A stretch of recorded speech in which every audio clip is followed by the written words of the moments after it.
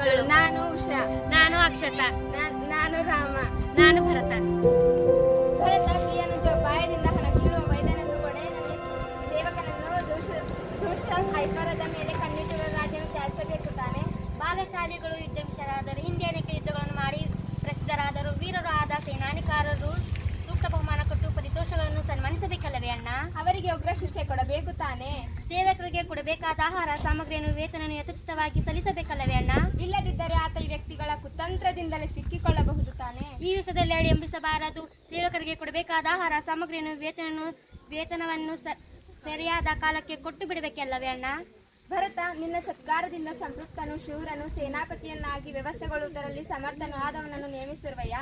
ಹೀಗೆ ಮಾಡಿಲ್ಲವೆಂದರೆ ಸೇವಕರು ಸ್ವಾಮಿ ಮೇಲೆ ಕೋಪಿಸಿಕೊಳ್ಳಬೇಕಲ್ಲವೇ ಅಣ್ಣ?